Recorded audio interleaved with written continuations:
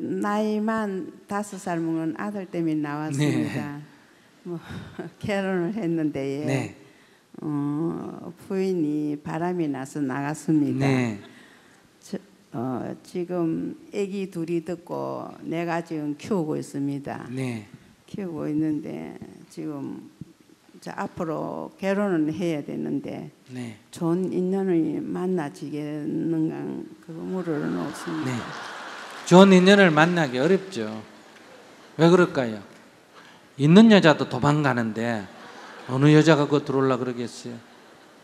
여자가 바람이 나서 나갔는데. 그러니까 있는 여자가 나갔잖아요. 바람이 나가. 그러니 자기는 지금 자기 아들만 걱정하잖아. 두 아이 두고 간 엄마는 마음이 아플까 안 아플까요? 지가 좋아서 남자 듣고 나갔는데. 네. 애기 달라고 안 그랬어요? 애기 달라고 소리도 안 하고 애기 보고도 번동만동하고. 그래서 확실히 정을 떼고 나갔네요. 예. 그래서 지금 애기 아빠를 저 혼자 둘 수는 없고 재혼을 해야 된다 아닙니까? 네. 그래서 근데 자기가 42살이나 5살이나 됐으면 지가 구하지 왜 그걸 엄마가 걱정해? 엄마가 그걸 걱정해 줘야 될 수준이 뭐. 그러면 거기에는 어떤 여자도 들어와서 그런 남자는 못 살아요. 간 여자를 자꾸 지금 집에 들러왔으면 그러는데 그 여자가 안 옵니다. 남자하고 나갔는데 오겠습니까? 그래도 그 여자가 오는 게 제일 낫지. 그 여자가 오는 게. 지금 3번째 나갔는데. 네. 5번째 나가더라도 남편이 아이들이 싫단 몰라도 제 남편이 좋아하면 괜찮아요. 또 오면 또 바람 나가는데. 뭐 좀 왔다 갔다 하면서 살겠죠.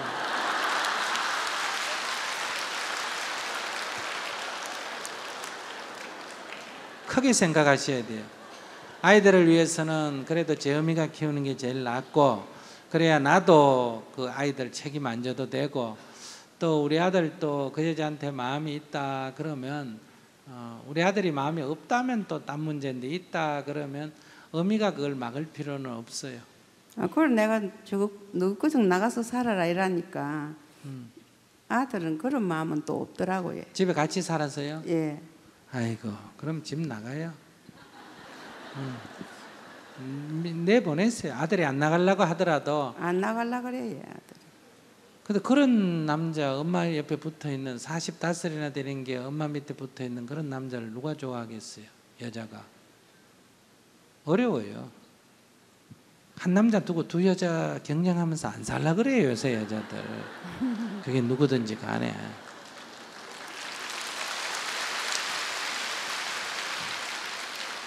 아니, 스님이 결혼 안 해봐서 이런 소리 하는데 여기 그냥 여론조사를 한번 해봅시다.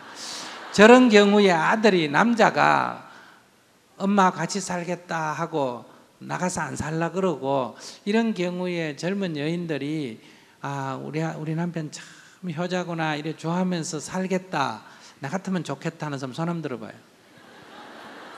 아무도 없어요. 그러니까 그 여자 빼고는 올 사람이 없다니까.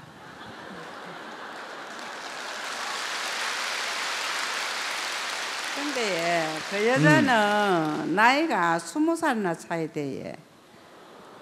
근데 결국은 그 여자가 나가게 됩니다. 그게 무슨 말이에요? 한국 사람이 아니고 베트남 사람이거든요. 여자가. 예. 그래서 자기 남편이, 자기 아들은 45이고 예. 베트남 여자는 25이고 예. 아기는 둘 낳았고. 예. 근데 남자가 좋아하면 베트남 여자도 따질 필요가 없어요. 아니 그거는 뒤제치고 예. 그거는 뭐 원래 따지고 그걸 결혼한 것도 아니고 예. 예. 그런데 나이 차이가 그렇게 많기 때문에 그 여자가 질기부터 살지를 못하는 기라 예. 그래도 이렇게 엄마가 한번 생각해 봐요. 길게부터 못 살더라도 애들이 지금 어리잖아, 그죠? 예. 그 엄마가 한 10년이나 더 붙어 살다가 내 아들이 한 50이나 60쯤 돼 가지고, 그래서 오히려 혼자 살기는 좀 쉽지 않을까요? 그럼 뭐- 생각이 어떻게 하느냐 굉장히 그러면 중요한 재산을 다 빼돌리는데 예. 재산을 다 빼돌리는데 예. 재산을 왜 빼돌려요? 재산은 지금도 저거 집에 돈을 많이 줬습니다. 네.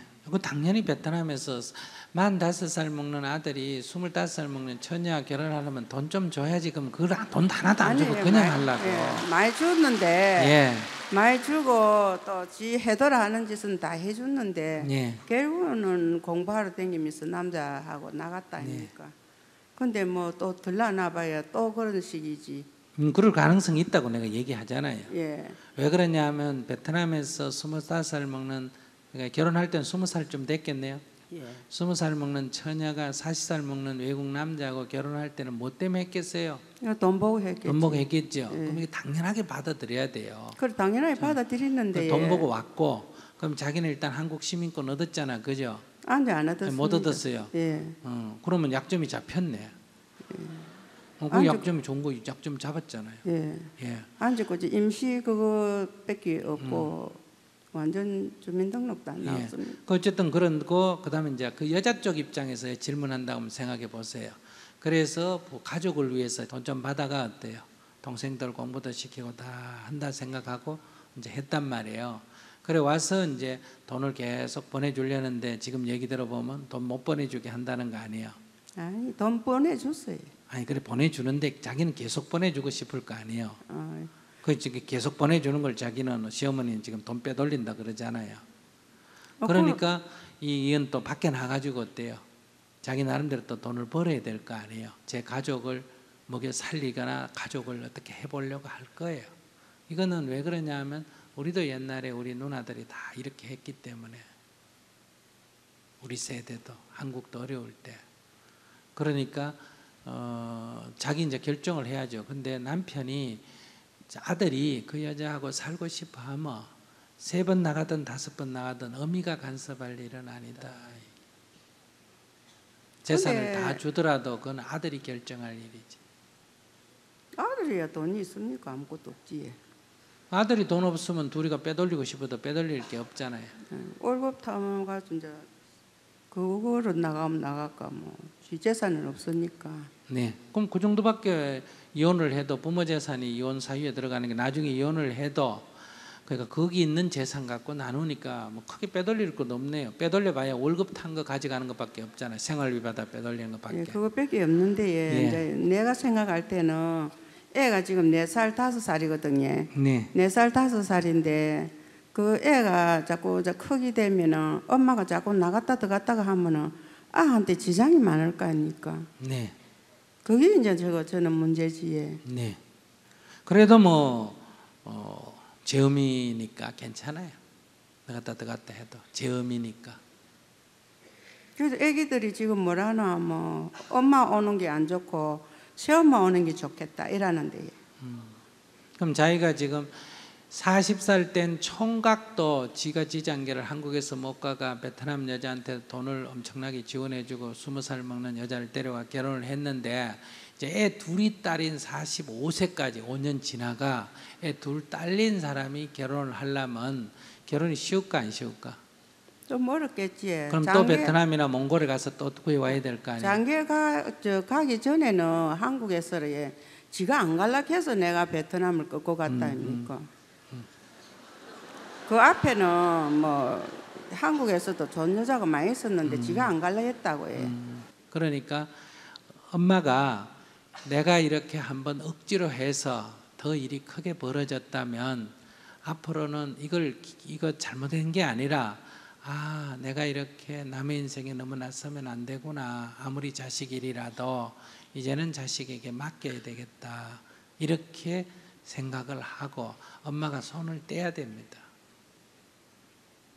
그래도 아들도 하나뿐인데 하나뿐인데 어째 엄마가 손을 띱니까 자식을. 45살 먹으면 내 아들이 아니에요. 그냥 이웃집 아저씨지.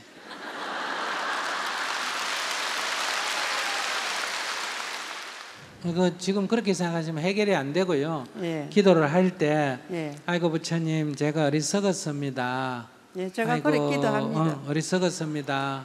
내가 아들 자꾸 인생에 간섭해가지고 아들을 자꾸 어렵게 만듭니다.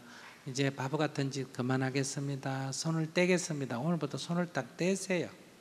그래서 그 여자가 들어와 살다가 돈을 가져가든 나가든 들어가든 그거는 아들한테 맡기세요. 거기 간섭하지 말고 살림에. 그리고 집에서도 내보내고. 나가게도 안 나갑니다. 쫓아내야 돼요. 쫓아내야 된다고. 그러니까 엄마가 밥 해주지, 애 키워주지. 그러니까 뭐가 잠자리 빼고는 다 해결이 되는데 뭐가 여자가 그립겠어요? 나가라 해도 안 나가고 뭐 그것도 매가지 꺾고 나갈 수도 없는 게고. 그럼 자기가 집을 두고 이사를 가버리면 되잖아요.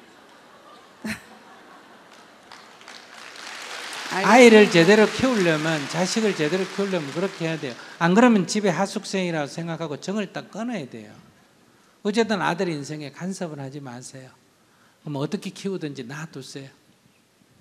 심정은 오늘 충분히 알았는데 엄마로서 스님이 너무 매정하게 얘기한다. 아이고 스님이 방설 하나 써줘가지고 좋은 인연 만나도록 연결해주면 좋을 텐데 저놈의 중이 왜 그건 안 해주고 저렇게 남의 심정을 몰라줄까. 지금 좀 섭섭하실 것 같은데 지금 이거는 자꾸 악순환을 가져오기 때문에, 그러니까 지금 여기 새엄마 드린다고 또 지금 외국에 돈 들여가 또 하게 되면 그 여자도 또 어떤 일이 생길지도 모르고 애들은 더 나빠져요. 그러니까 나빠진 건 사실이라면 이 상태에서 합리적인 해결책을 찾아야 돼요.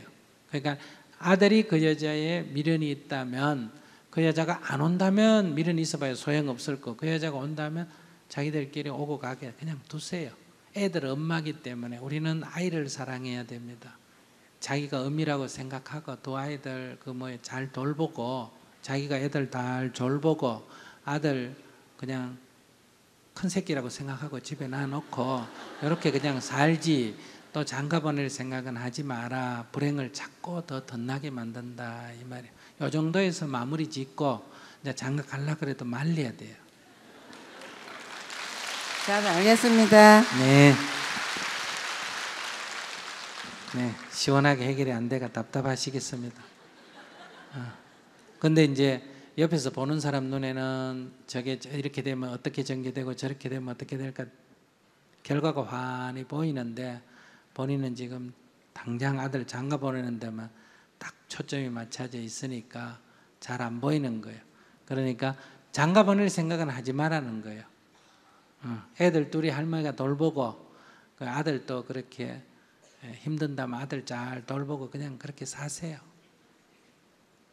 네. 참 안타까운 일이에요. 지금 우리나라에 이제 자녀들이, 여러분들이 이렇게 키우고 자녀들이 이렇게 사춘기 때 연애도 하고 남자도 사귀고 여자도 사귀고 공부도 안 하고 말썽 피우는데, 이런 거는 다 나중에 시집장가 잘 갑니까 못 갑니까? 잘 가요. 그 사춘기 때 장가가고 여자 사귀고 남자 사귀는 연습을 좀 해놔야 잘하거든요. 이때 공부시킨다고 딱 막아놓고 이래 가지고 나중에 대학 가도 또 뭐 공부해야 된다, 취직해야 된다 해가 막아놓으면 집이 부유할수록 나중에 결혼이 어렵거든요. 그래서 이것저것 중매서가 하고 이러다가 안 되면 요즘 어때요? 약간 정신장애가 있거나 또 뭐 정신장애가 없더라도 홍기를 놓쳤거나 하면 이제 또 베트남이나 몽골이나 이래가지고 여자들 연령 차이를 20살씩, 바로 20살 어린 여자하고 결혼을 시킬 때 이게 좋은 현상이에요, 나쁜 현상이에요? 굉장히 부도덕한 현상이에요. 그런 거를 제 아들이라고, 제 딸이면 그렇게 하겠어요? 제 아들이라고 그렇게 하면 안 된다. 아무리 총각이라도 45이면 상대를 구할 때 한 35 정도라도 최소 구해줘야 되고, 뭐 25이라도 초혼처녀 말고 뭘 한다. 결혼해가 애 둘 정도 있어서 남편 죽고 오도가도 못하는 여자가 있으면 20살 차이 나도, 그래서 결혼하면 잘 살까 못 살까? 잘 살겠죠. 그러니까 이것은 결국 나의 욕심이 화를 불러온 거기 때문에 이것은 자기 잘못은 안 보이는 거예요. 상대만 보이지. 그러니 이런 식의 불행은 앞으로 갈수록 많아집니다. 더 확대될 거예요. 그리고 지금 전부 남아 선호를 해서 지금 자라나는 젊은이들은 남자가 많아야 안 많아요? 남자가 많아지죠. 또 남자는 엄마가 하나하나가 너무 보호하기 때문에 마마보이가 대부분 돼 있죠.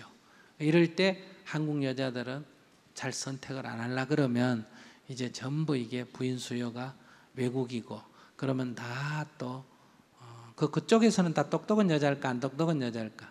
똑똑한 여자. 그렇기 때문에 이것은 이런 불행은 이 집 한 집만이 아니라 앞으로도 계속 확산될 수밖에 없는 현상이다. 그리고 이 사이에서 난 아이들은 엄마들이 저런 괴로움 속에 났기 때문에 정신적으로 반드시 좋지가 않을 거고 그 다음에 한국 국민으로서의 의식도 굉장히 부족해지고 그러면 사회적인 저항이 지금 아이들 말썽 피우는 거하고는 비교가 안 될 만큼 무책임하게 나올 거다. 그러면 20년 내지 30년 후에 한국 사회에 어떤 문제가 발생할 건지도 우리는 지금 다 예측할 수가 있습니다. 그렇기 때문에 이런 결혼 정책 같은 것도 국가가 이런 20년 후에 어떤 문제가 야기될 건지를 예측해서 지금부터 이거 결혼 문제를 해결해야 되고 결혼은 자유라 하더라도 여기에 대한 교육이 있어야 됩니다. 외국에서 젊은 여자 데려와서 학대해서 지금 동남아에서 한국 이미지가 굉장히 나쁘거든요. 안녕하세요, 스님. 만나게 돼서 정말 반갑습니다. 네. 저는 외국에서 10여 년을 공부하고 외국인 남편과 외국에서 살다가 한국에 들어와서 산 지는 1년 반쯤 되었습니다.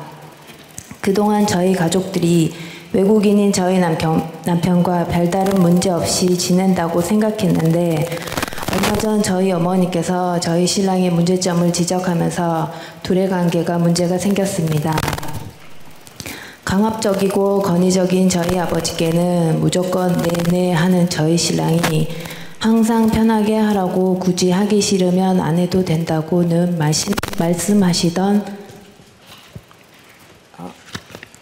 저희 어머니께는 때때로 안 하겠다고 표현했던 것이 문제가 되었습니다. 저희 어머니는 그러한 저희 신랑의 행동이 자신을 무시해서 그런 거라고 합니다.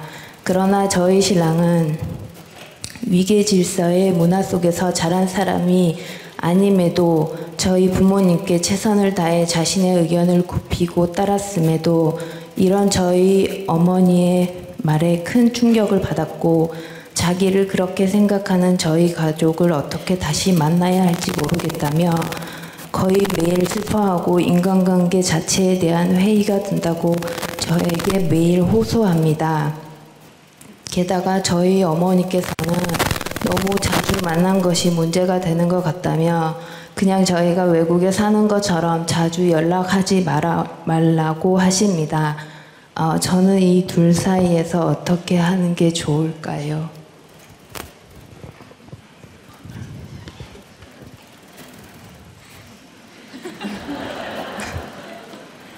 자기는 고민이라고 얘기하는데 스님이 들어보니까 고민도 아니다 그거는. 입장을 분명히 해야 되는데 자기가 고민 생긴 거는 내가 보기에 양다리를 걸쳐서 그래.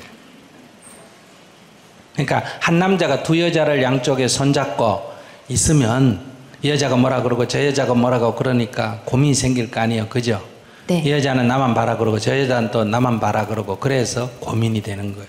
그 옛날에 임금들이 대부분 빨리 죽는 거 알아요? 네? 왜 그럴까? 여자를 여럿이 데리고 사니까 이 여자는 이렇게 말하고 저 여자는 저렇게 말하고 그 등살에 기가 꺾여가 그렇게 단명하는 거예요. 자기가 지금 두 사람을 데리고 살려고 하니까 자기가 지금 그렇게 고달픈 거예요. 자기가 결정을 해야 돼요. 엄마의 딸로서 살 건지 남편의 아내로서 살 건지 먼저 입장을 딱 분명히 하면 돼요. 자기는 어느 쪽으로 할래요? 둘 중에 하나를 선택해라 그러면. 남편이요? 아니 남편이 엄마가 아니라 자기 규정을 한 남자의 아내로서 규정을 또 우선 또 규정을 할 거예요. 예. 그러면 남편 얘기만 들으면 돼요.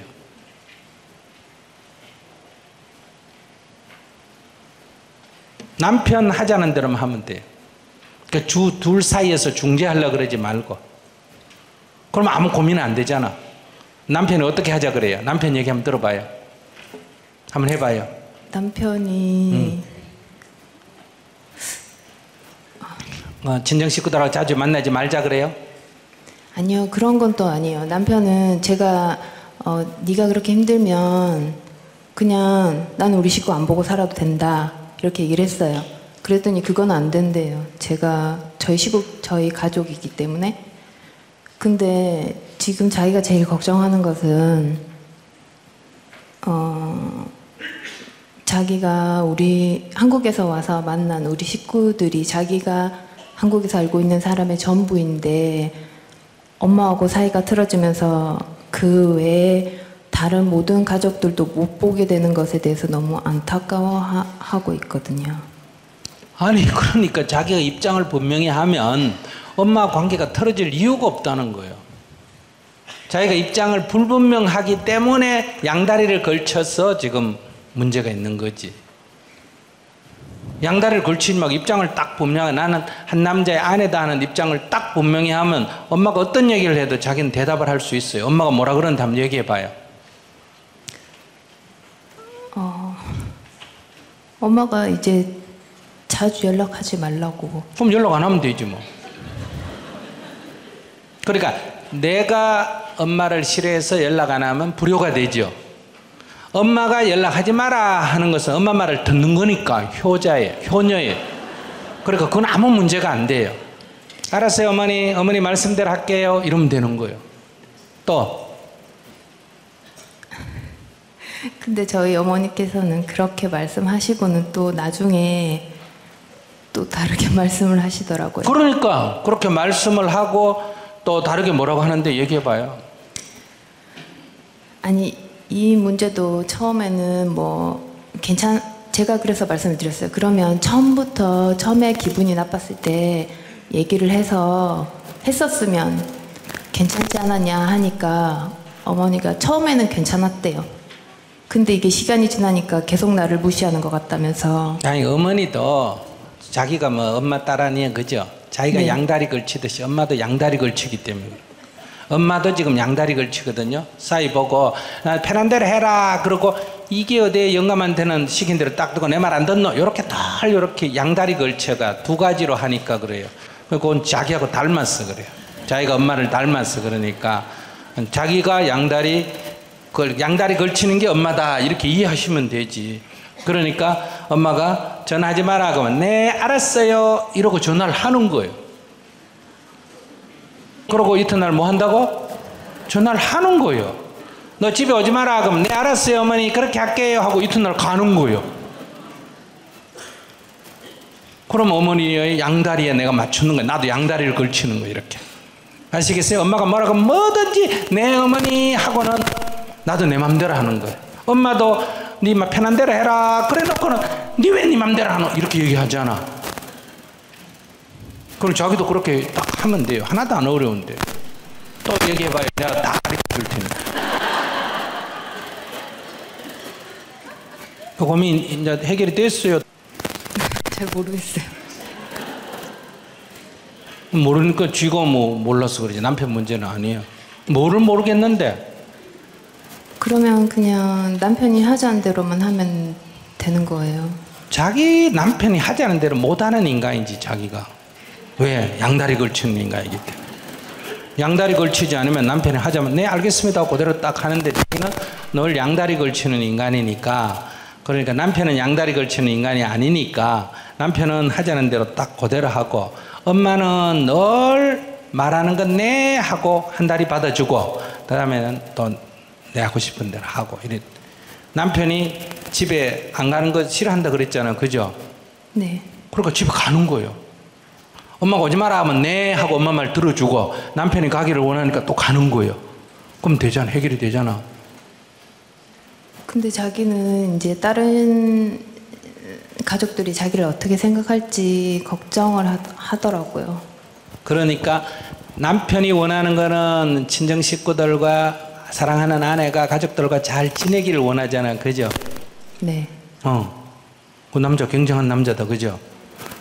그다음 두 번째, 엄마는 오지 마라고 얘기하잖아. 그죠? 네. 그러니까 엄마가 오지 마라 그러면 네 그럴게요 하고 남편은 가기를 원하니까 자기는 가면 되잖아. 네. 근데 지금 자기가 이걸 모순으로 생각하는 거예요. 그게 자기 생각을 버리라니까. 이게 다 그 사람들 두 사람의 문제가 아니고 내 문제다 이 말이에요. 이게 남편 문제다 아니고 엄마 문제다 아니고 누구 문제다? 자기 문제. 자기가 지금 자기 문제라고 안 보고 둘 사이에서 내가 어떻게 해야 돼요 이러잖아. 두 사람이 문제라는 거 아니야. 자기 문제인 걸 어디다가 엄마한테 뒤집어 씌우고 남편한테 뒤집어 씌우고 그래. 그래서 아무 문제가 없어요. 아, 그리고 신랑이 되게 자기가 고민인 거는 자기가 사과를 하면 자기는 안 했는 행동에 대해서 인정을 하는 게 되고. 아니, 신랑이 사과할 일이 없다니까. 아니, 그러니까 자기는 자기가 사과를 해야지만 이 관계가 풀어질 거라고. 관계를 자기 때문에 관계가 안 풀어졌기 때문에 자기만 이렇게 하면 관계가 저절로 풀어진다니까. 왜 관계를 신랑이 사과해가 푼다고 그래? 자기만 입장을 분명히 하면 관계가 저절로 풀리는데.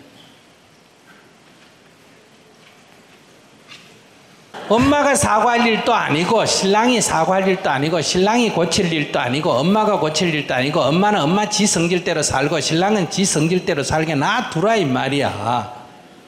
아, 저희 신랑은 하느라고 자기가 최선을 다해서 했는데. 그래, 신랑은 잘했다니까. 그래, 됐어. 또 엄마는 그거를 가지고 시비를 한다. 네. 그래, 그건 엄마는 또 엄마대로 생각이 있으니까 그런 거예요. 그게 뭐 세상이 다 그런데 뭐. 그러니까 남편은 한다고 한 거고 엄마는 지기대에 못 미치는 거고 그건 조정할 일이 아니에요. 그냥 지켜보는 거지. 그 남편이 엄마가 문제다 하면 아니 자기 잘했어 이렇게 하면 되고, 엄마가 네 신랑이 문제다 그러면 엄마 딸은 뭐 얼마나 잘났긴데 엄마는 신랑을 그렇게 위대한 사람을 찾는 거야. 부족한 건 사실인데, 엄마 보기에 부족한 건 사실인데 그래도 내보다는 훨씬 나 엄마 이렇게 얘기하면 돼. 제가 항상 그렇게 얘기하거든요. 저보다 인격이 훨씬 낮고. 인격이 낮다 이런 소리 하지 말고 그냥 나보다는 낫다. 네, 엄마 딸보다는 낫다. 그래 데려 살아주는 게 고맙다. 아니 근데 엄마도 그렇게 말씀하셨거든요. 그래. 너는 한국 사람 만났으면 결혼 못했을 거라고. 그랬어. 근데 그게 제가 생각을 해보니까 지금 저희 상황이,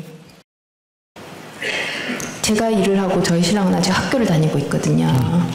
그런 게 문제가 되는 것 같아요. 글쎄 엄마 입장에서 문제 삼겠지 뭐. 여기 있던 어떤 사람도 사회가 공부한다고 돈도 안 벌고 빈둥빈둥하면 다 문제 삼나 안 삼나? 삼는 거요. 그럼 뭐 너무 엄마로서는 뭐 삼을 만한 일이에요. 그럼 뭐 그 엄마 그렇구나 이렇게 생각하면 되지 아무 일도 아니지 뭐. 네. 그 엄마 입장이 그런 걸 어떻게 해? 자기가 엄마를 어떡할 건데? 자기 지금 문제는 엄마를 설득해가 엄마를 고치고 남편을 설득해가 남편을 고치고 둘 사이를 자기가 중재해가 해결하고 이런 머리를 틀기 때문에 그래. 자기 수준이 그만큼 안 돼. 자기는 여기 아무것도 할 게 없어. 그냥 엄마가 그러면 엄마 입장에서는 그럴 수도 있겠다. 남편이 그러면 남편 입장에서는 그럴 수도 있겠다. 그냥 이러면서 둘이 싸우는 거 구경하면 되는 거지 뭐. 둘이가 이렇게 요구하는 게 서로 다르니까 저렇게 오해가 생기구나. 자기가 풀려고 하지 마. 그럼 자기는 고민이 안 돼. 그러면 저는 그냥 가만히 있으면 되나요? 자기 성질이 가만 못 있지 뭐. 가만히 있으면 되지. 되는데 지가 가만 못 있어서 이 병이 생긴 거지 뭐. 아니 근데 저는 답답하진 않아요. 답답하지도 않은데 뭐 때문에 질문을 했어요? 그래 지금 답답한 사람 천재인데.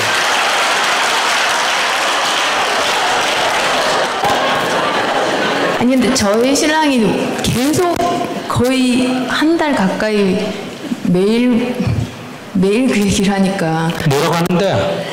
그러니까 자기 인간관계에 대한 회의 같은 거를 계속 얘기하는 거예요. 다시 얘기해봐. 자기가 친정 식구들하고 관계가 나쁘니까, 아내가 관계가 나쁘다고 생각하니까, 자기 때문에 이런 일이 생겼다고 생각하니까 자기 문제를 삼는 거 아니야. 자기가 오늘부터 엄마에 대해서는 아빠에 대해서는 친정 식구에 대한 아무런 문제의식을 안 느끼고 항상 전화하고 오고 가고 웃고 재밌게 지내면 남편이 걱정할까 안 할까? 자기 문제라니까. 자기가 괴로워하니까 이게 다 내 문제구나. 나 때문에 아내가 이래 힘들어하구나. 그건 난 나름대로 아내를 위해서 한다고 했는데 왜 이래 문제가 되나. 자꾸 이런 생각을 하는 거지. 그러니까 꼭 중재하려고 그러지 말고 엄마가 뭐라고 하면 네네 엄마 네네 이러고 엄마가 뭐 오지 마라 그래도 이튿날 가고 뭐라고 해도 이튿날 가고 자기는 웃는 거야. 엄마란 건 원래 그런 거니까. 고치려고 하지 말고. 그럼 자기 힘도 안 들지. 엄마를 고치려니까 자기가 힘들지 지금. 네. 그럼 뭐. 안녕하세요. 저는 법문을 영어로 접할 때 분별심이 생깁니다. 예를 들어 마음, 깨달음, 수행, 행복, 자유 등의 단어들이 영어로는 적절한 표현이 어려운 것 같습니다. 우리나라에서는 철학적으로나 문화적으로나 낯설지 않은 단어들이 쓰이는데 영어로는 영 뜻이 통하지 않는 것 같아 안타깝습니다. 영어권 남편과 제 친구들과 불교에 대해 소통하고 싶은 제 욕심이긴 한데요. 혹시 스님께서 보시기에 전법의 차원에서 영어가 어려운 점이 있다고 보시나요? 극복하려면 시간과 함께 저의 어떤 노력으로 언어가 발달될까요? 네. 좋은 문제 제기해 주셨는데요. 그것은 언어 문제라기보다는 언어를 포함한 문화 문제입니다. 문화. 그러니까 불교가 인도에서 중국으로 왔는데 그 중국 사람의 사고방식하고 인도 사람의 사고방식이 워낙 차이가 나니까 중국 사람들은 인도에서 온 불교를 뭐라고 해도 그게 무슨 말인지 이해하기가 어려웠어요. 용어를 모른다, 단어를 모른다가 아니라 그것이 의미하는 바가 도대체 뭐냐, 왜 그런 식으로 생각을 안 해봤기 때문에. 그래서 초기 전법자들이 굉장히 어려웠어요. 그래서 이제 이때 격의불교라는 게 생겼는데 중국에 있는 사상 중에 그래도 불교하고 좀 비슷한 게 뭐냐면 유교는 완전히 차이가 나고 도교가 좀 비슷했어요. 도교가 관점이. 그래서 불교를 설명할 때 항상 도교적인 용어와 개념을 사용해가지고 불교를 설명한 거예요. 그런데 사람들이 무슨 말인지 알아듣는 거. 그게 그 말이구나. 이렇게 알아듣는다. 이래요. 이래가 100년, 200년, 300년 간 뒤에 당나라 시대에 와서야 이제 불교가 광범위에 퍼진 뒤에 이제 소위 말해서 처음에는 불교가 인도 성녀들이 중국에 와서 중문을 배워가 주로 번역을 하고 전법을 했는데 이제 당나라 시대 오면서 당나라 성녀가 인도 가서 인도말을 배워가지고 이렇게 경전을 보니까 앞에 번역한 게 마음에 안 드는 거예요. 그래서 현장법사, 삼장법사에 나오잖아요. 손오공 얘기 나오는.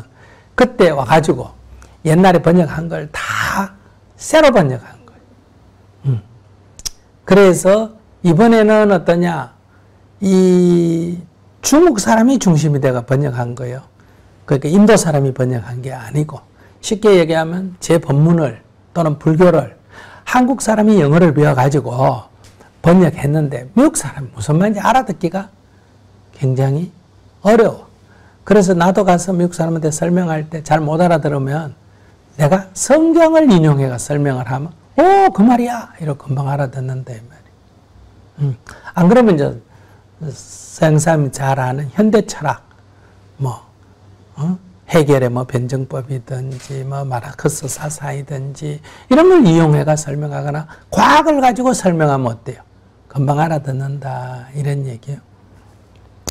그런데 이제 이거 한참 시간이 흘러가 미국에 이제 불교가 많이 이제 어느 정도 퍼져가 미국 사람 중에 이제 한국이 오든지 태국으로 가든지 가서 거기서 이제 자기들이 이제 한국말을 배워가, 한국에 와가, 정토에 와가 한국말을 배워가 이제 스님 법문을 다 듣고 나서 이제 자기가 이걸 미국식으로 번역하면 어떻게 번역해야 되느냐. 이제 이렇게 가면 용어가 정확하게 좀 찾아질 수가 있다. 그 전까지는 좀 어려워요. 그러니까 자기는 한국에서 태어나가 자랐기 때문에 한국의 어떤 말을 탁 하면 그게 뭔지가, 이미지가 탁 바로 다가오지만은 그걸 갖다 번역해 놓으면 그 용어가 갖는 이미지가 한국말하고 일치하지 않는다. 마음이라는 용어를 마인드라고 번역했을 때 그게 일치하지 않는 거예요. 의미가 같은 것도 있고 다른 것도 있다. 그래서 이 중국에서도 인도의 마하라는 말을 중국말을 번역하면 크다고 이렇게 번역이 된단 말이에요. 근데 크다라는 클 때자는 상대적 큼, 내가 너보다 크다 할 때 대자를 쓴단 말이에요. 근데 인도에서의 마하는 상대적인 크다가 아니라 절대적 큼, 그러니까 굳이 말하면 무한대라는 뜻이 된단 말이에요. 그러니까 이걸 갖다가 대자로 번역해버리면 그게 의미 전달이 잘 안 된다. 그러니까 인도말을 그냥 갖다 쓴 거예요. 그래서 마하반야 바라밀다 신경할 때 마하도 번역을 안 하고 인도말을 그냥 쓰고, 반야도 인도말을 그냥 쓰고, 바라밀다도 인도말을 그냥 쓴단 말이에요. 이걸 번역을 안 하고 인도말을 중국식으로 그냥 읽어가 그냥 쓴다. 그 이유는 이거 중국말로 번역하면 뜻이 딱 정확지가 않다, 이런 얘기. 번역을 안 하면 이제 내 해설을 해야 되잖아. 그죠? 그래서 우리가 지금 반야신경도 뭐라고 한다. 마하반야 바라밀다까지는 인도말이란 말이에요. 핵심되는 요거는 번역을 했고, 이거는 이제 중국말로 번역을 했지만 앞에 건 다 인도말을 그냥 쓴다는 거예요. 그러니까 미국 사람들도 불교를 제대로 공부하려면 빨리어를 그냥 쓰든지 산스크르트를 그냥 쓰든지, 한국 사람한테 배울 때는 한국말을 자기들이 배워가 마음하면 그냥 마음으로 그냥 써요. 태권도 배울 때 하나 둘 셋 그냥 한국말 쓰잖아. 그죠? 그런 것처럼 그냥 쓰면 되는데, 그러면 그거 다 말하는 사람만 알지 대중화는 안 되잖아요. 그러면 그 비슷한 거라도 옮겨야 알아듣는다. 그러니까 자기하고 자기가 볼 때 영어로 번역해 놓은 게 좀 마음에 안 든다. 마하반야를 대지혜라고 번역해 놓으면 대지혜가 뭔가 좀 사람들이 큰 지혜 이러면 좀 작아 보인다. 이게 마하반야 하면 이거는 막 깨달음, 부처님의 지혜 이런 뜻이란 말이에요. 그러니까 그게 마음에 좀 안 든다. 그렇게 자기가 느끼는 거예요. 예, 그러니까 그거는 자기 생각, 그렇게 정확하게 전달 안 된다는 것도 사실이고, 그것이 바로 자기 생각을 너무 중심에 두고 있기 때문에 그렇다. 그러니 번역을 하면 한 70%만 전달이 되면 잘 되는 거예요. 100% 이렇게 생각하면 안 돼요. 자기 말을 남편이 70%만 알아들으면, 그러니까 꼭 불교 아니다. 일상으로도 자기 말을 70%만 알아들으면, 자기가 영어를 썼는데 영어로는 100%, 말은 100%지만 그때 담겨 있는 마음은 남편이 70% 못 알아듣습니다. 자기도 남편 하는 말 영어로는 다 말은 알아듣지만 그거 70% 이상 못 알아들어요. 그래서 항상 말은 해도 답답한 거예요. 한국 사람하고 얘기하면 막 속이 시원한 거예요.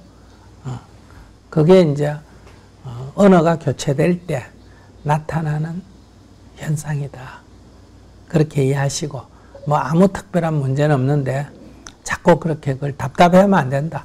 아이고, 그래도 그렇게 번역해간 70%라도 내용이 전달되니 참 다행이다. 이렇게 마음을 가져야 돼. 알았죠? 감사합니다. 네. 저는 결혼 문제 때문에 가정이 다소 마찰이 있습니다. 아직까지는 미혼인데요. 예. 이제 막상 결혼을 하려고 하는데 애인이 외국인입니다. 예. 그래서 부모님 반응이 좀 까칠하세요. 예. 그래서 어떠시냐면 도대체 너는 어디서 났길래 이런 게 우리 집에 있나 약간 이런 반응이시거든요. 예. 그래서 이제 승낙을 거의 다 하셨다가도 부모님 마음이 좀 왔다 갔다 하신 것 같아요. 그래서 너무 속상해하시고 좀 안타까워하시고 하시면서 이제는 네가 내 말을 안 들으니까 너까지 좀 입다 이러시거든요. 근데 저 스스로는 이제 결정을 돌이키고 싶은 마음은 없고요. 그렇지만 이제 마음 아파하시고 이제 속상해하시니까 그게 참 죄스러워요. 그리고 이제 그런 죄책감이 좀 드니까 다른 일을 할 때도 좀 뭔가 좀 잘못되면 또 내가 잘못을 했구나 하는 마음이 들어서 좀 괴롭습니다. 그러면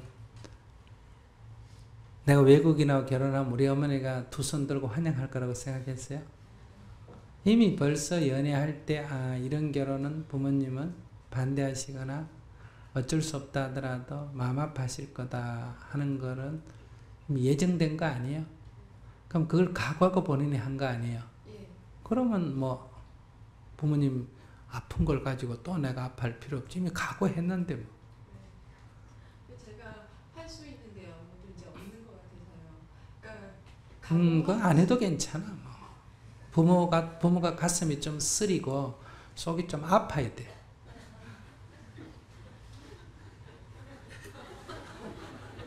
왜? 허가도 안 받고 나를 낳았으니까. 과보를 받아야지. 괜찮아, 그거는. 아무 죄가 안 돼. 죄 안 된다니까.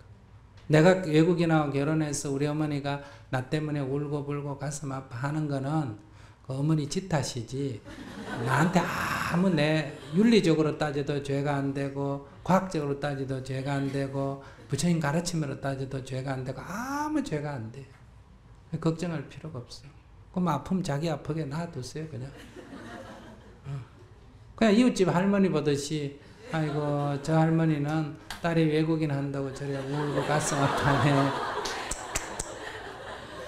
이렇게 그냥 보세요. 그거를 보고 엄마가 가슴 아파하는 걸 보고 내가 우는 거 이게 공부가 안 된 증거예요. 내가 수행이 되면 그런 엄마를 보고 내가 담담해야 됩니다. 내가 죄 지은 거, 죄 지었어요? 안 지었어요? 내가 도둑질을 했어요? 살인을 했어요? 내가 간음을 했어요? 내가 거짓말을 했어요? 내가 마약을 하거나 담배를 피운 것도 아니잖아. 그죠? 그러니까 아무 죄 지은 게 없어요. 이거는 문화적인 가치 때문에 오는 거니까 어머니가 상에 집착해서 생긴 문제니까 내가 어떻게 할 수가 없어. 그럼 어머니 입장에서 보면 어머니가 저것이 어머니가 또 잘못하는 거예요? 어머니가 잘못하는 것도 아니에요. 내가 잘못하는 것도 아니고 어머니가 잘못하는 것도 아니에요. 어머니가 가슴 아프겠다. 어머니의 윤리적, 도덕적, 연세로나 문화적인 것으로 볼 때는 나의 결혼에 대해서 어머니가 가슴이 아프시겠다 하는 어머니 마음을 이해하면 돼요. 이해한다고 해서 내가 뭐 해줄 게 있는 건 없어요. 아무것도. 내가 해줄 게 있으면 그냥 어머니가 섭섭해하면 그냥 어머니 죄송해요 이렇게 말해주면 돼. 내가 뭐 죄를 지어가 죄송한 게 아니라 어머니 입장에서 볼 때 나를 낳아가 키운다 고생했는데 저러니까. 만약에 그게 아니라면 부처님도 그러면 출가한 뒤에 부모가 가슴 아팠겠어요? 안 아팠겠어요? 아팠겠죠? 그럼 또 부처님도 수행 안 하고 내 부모 생각하고 울어야 돼요? 꿋꿋하게 수행을 해야 돼요? 꿋꿋하게 수행을 해야지. 그렇기 때문에 그건 신경 쓸 필요가 없어요. 내가 아무 잘못한 게 없기 때문에 내가 해줄 수가 없어. 그거는. 내가 해줄 수 있는 건 내가 외국인하고 결혼해서라도 앞으로 어려운 일이 있더라도 정말 수행해서 이 남편하고 잘 살면 어머니 문제는 저절로 해결이 된다 이 말이에요. 지금 울고 불고 하는 거는 어머니한테 아무 도움도 안 돼요. 그러거나 안 그러면 딱 결혼을 멈춰버리고 한국 사람하고 결혼을 해버리거나 진짜 어머니를 걱정한다면 한국 사람하고 결혼을 하고 내 인생이 중요하다고 생각하면 어머니 때문에 울 필요가 없다. 어머니를 정말 생각해요? 아니지. 그러니까 그래 위선하지 말라는 거야. 당신의 울음은 위선적인 거다 이 얘기야. 어머니를 위해서 해줄 생각도 없으면서 왜 그렇게 위선을 떨어요? 남이 들으면 뭐 효자 같잖아. 효녀 같잖아. 그냥 내가 불효막심하면 내가 불효막심하다 이렇게 딱 받아들여야지. 그래야 나중에 잘 살아서 어머니에게 은혜를 갚지. 지금 이렇게 하면 결혼해가 부부간에 갈등이 심해지면 이제는 아이고 내가 그때만 어머니 말 들을 걸 또 이렇게 갑니다. 그렇게 반대하는데 안 할 걸 또 이렇게 간다. 그건 자기의 선택에 대해서 자기가 책임을 안 지려는 태도. 미래에 책임 회피하려고 지금 이렇게 되는 거예요. 그러니까 어머니에게 어머니 죄송합니다. 어머니 마음도 이해하지만은 이게 제 인생의 선택입니다. 그러니까 어머니 가슴 아프시더라도 이건 제가 어떻게 할 수가 없는 일입니다. 타협점이 없다 이 말이에요. 그러니까 전 가게요. 나중에 제가 잘 살아서 어머니 은혜는 나중에 갚겠습니다. 이렇게 하고 끝내고 그 다음에 어머니가 나의 결혼에 대해서 흔쾌히 승낙을 해주기를 기뻐해 주기 이런 걸 바라지 마라 이거예요. 어머니가 울고 반대하는 걸 당연하게 받아들여라. 그때 항의도 하지 마라. 아이고 어머니 죄송합니다. 이렇게 웃으면서 울면서 엄마 죄송해. 이거 거짓말이다. 사기치는 거다. 웃으면서 엄마 미안해요. 엄마 마음은 그런데 딸로서는 좀 안 됐지만은 그래도 뭐 내가 좋은 걸 어떡해요. 내 인생인데. 이렇게 좀 뻔뻔해야 돼. 어머니 뭐 그냥 제가 마음에 안 들면 승낙 안 해주셔도 좋고 결혼 지원 안 해줘도 좋습니다. 지금 지원 받고 하려고 그래? 그래? 그렇게 하면 돼. 그것도 뭐 내가 지원 안 받는다고 지원도 안 해주면서 뭐 그러냐 이렇게 큰 소리 쳐도 안 돼. 부모란 거는 부모가 나를 도와줬던 부모가 나를 안 도와줬던 나는 부모에게 뭘 해야 된다? 은혜를 갚아야 된다. 이래. 그러니까 그렇게 괜히 울면서 착한 여자인 척 하지 마. 그래 사기치지 말고 좀 뻔뻔스럽게 물으면 내가 뭐 잘못했어요? 내가 뭐 살인을 했어요? 도둑질을 했어요? 싸움을 했어요? 거짓말을 했어요? 욕을 했어요? 부처님 계율에 다 맞는데 내가 뭐 잘못했어요? 이렇게 좀 뻔뻔스럽게 나가. 그러나 어머니 마음만 이해하고 돈 도와주면 고맙고 안 도와줘도 감사하고 이렇게 해서 결혼해서 잘 사세요.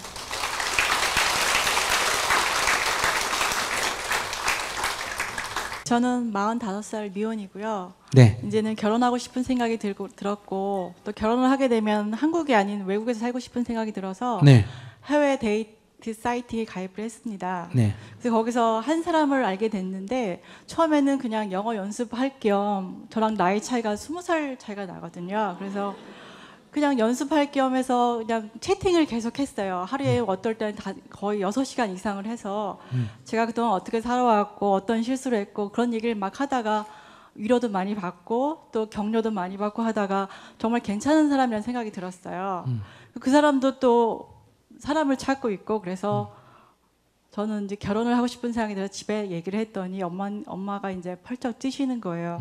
나이도 20살 많은데다가 돈도 없고 거기다 아이가 있거든요. 어린 아이가. 근데 저는 나이는 그렇게 중요한 것 같지 않고 저랑 비슷한 나이를 만나봐도 제가 마음에 드는 사람을 별로 못 만났어요. 그래서 그건 중요하지 않은 것 같고 또 돈은 제가 어차피 가서 일하면 되는 거고 같이 벌면 될 거라 생각했고 또 아이는 제가 지금 아이를 낳을 것도 아니니까 제 자식이 생긴다고 생각을 해서 저한테는 크게 문제될 거 아니라고 생각하는데 주위에서 너무 저보고 미쳤다 그러니까 정말 제가 너무 비정상 생각을 하는 건지 한번 여쭙고 싶었습니다. 사랑인지는 잘 모르겠어요. 근데 사랑이라는 것도 조건이 맞아야 되는 거지만 저는 이 사람 그냥 사람으로만 봤을 때 인간적으로 봤을 때는 살아보고 싶고 결혼 생활을 한번 해보고 싶은 사람이거든요. 그러니까 외적인 조건 돈이나 나이를 생각하면 물론 저도 걱정이 되는데 그 외의 걸 생각하면 정말 한번 같이 살아보고 싶은 만큼 저랑 생각도 잘 맞고 또 제가 원하는 방향의 사고를 하는 사람이고 착하고 또 진실하고 그렇기 때문에 직접 만나봤어요? 아니요, 안 만나봤습니다. 근데 물론 만나보는 것도 중요하지만 하루 5, 6시간 이상을 만나는 것 이상으로 매일같이 얘기를 하다 보면 감정적으로 정말 친밀해지고 저도 그러니까 네. 성인의 남녀가 하루에 7시간, 8시간, 6시간, 7시간씩 채팅한다 그러면 네. 이 사람이나 저 사람이나 다 좀 정신 좀 나간 사람. 아니요, 왜냐면 만날 수가 없으니까 멀리 떨어져 있으니까. 그래도 그래. 그래도 그건 벌써 문제가 있는 거예요. 그러니까 제 직장에서 이제 컴퓨터를 쓰니까 저는 이제 직장에서 일을 하면서 직장 생활하면서 그럼 회사에서 쫓겨나지. 일을 하면서 이제 얘기를 하기 못 때문에. 하겠네. 저런 사람 왜 감독을 안 할까? 그래서 그거 내가 매래한 거 미친 건 맞다. 미쳤다는 거 그 사람들이 너 미쳤다 이 말은 맞다 이거 인정을 해야지. 아니라 그러면 안 되고 그냥 알고 미쳤다. 근데 사랑이라는 게 원래 미치는 거예요. 로미오와 줄리엣 그게 미쳤어 그 짓 하지. 그게 제정신이면 그렇게 할 수가 없어. 아시겠어요? 네. 그래서 뭐 그 사랑이라도 해도 좋아. 그러나 미친 건 맞아요. 뭐에 미쳤는지 돈에 미치든지 뭐 결혼에 미치든지 사랑에 미치는지는 말하다 미친 증상은 맞는데 네. 근데 그게 이제 미치는 것도 뭐 사랑에 미쳤다 그래 인정할 수는 있어요. 그러면 한번 해보는 것도 괜찮은데 그러나 이럴 경우는 이게 정상적으로 이성적 사고를 해서 판단을 해도 어떤 결정을 해놓으면 인생이란 게 예기치 않는 일이 생기는 거예요. 그래서 이게 다 힘들어.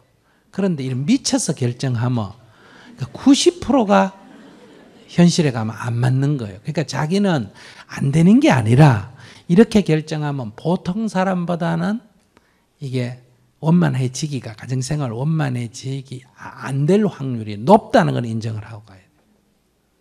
높다는 거. 첫째, 한국 사람과 외국 사람이니까 문화적 차이가 있기 때문에 한국 사람끼리 하는 것보다 확률이 높아지고 연령 차이가 많으면 한편 이게 따뜻한 안온한 의지처 젊은 사람 입장에서 이게 똑같이 둘이 싸우는 게 아니니까 되는 반면에 여기에는 자기는 항상 그 사람의 밑에 있어야 돼.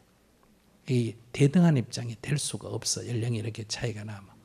그 다음에 60이고 40인 정도까지는 괜찮은데 이게 내가 50이고 70이 되고 60이고 80이 되면 신체적으로나 모든 면에서 이게 굉장한 불균형이 오게 돼 있어.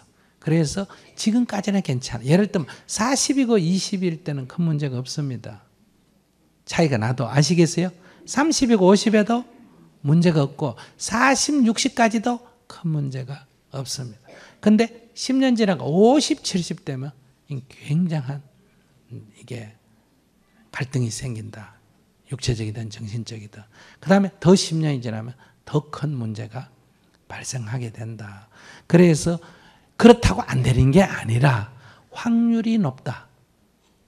무조건 비 온다가 아니라 비 올 확률이 높다. 이런 것처럼 확률이 높으니까 자기가 약간의 도박적인 그러니까 위험부담을 안고 투자를 하는 거다. 이건 알고 시작을 해라. 그러니까 주위에서 아까 저분 주식 투자 아저씨 옆에서 그게 대박이 될지 도박이 될지 옆에서 보니까 그거는 잘 살아봐야 대박도 아니고 보통이고 못 되면 굉장히 쪽박 차는 거니까 옆에서 다 말리는 거는 인정을 해야 된다. 그런데 이제 자기가 이걸 알고도 선택하면 상관없다. 그래서 내가 생각할 때는 뭐 그냥 혼자 사느니 한 10년 살아보고 마음에 안 들면 한 5년 살아보고 마음에 안 들면 어때요?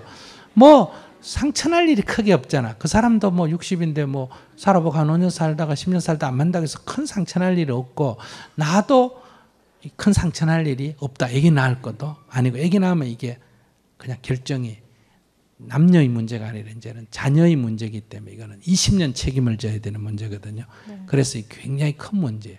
그게 아니라면 이것 또한 큰 문제가 아니니까 뭐 가볍게 그냥 뭐 어차피 혼자 살아도 이렇게 평생 혼자 살았다는 말하는 것보다야 그래도 머리 깎고 스님이 될까 아니면 한번 살아봤다 하면 사람들이 이상하게 봐요 안 봐요?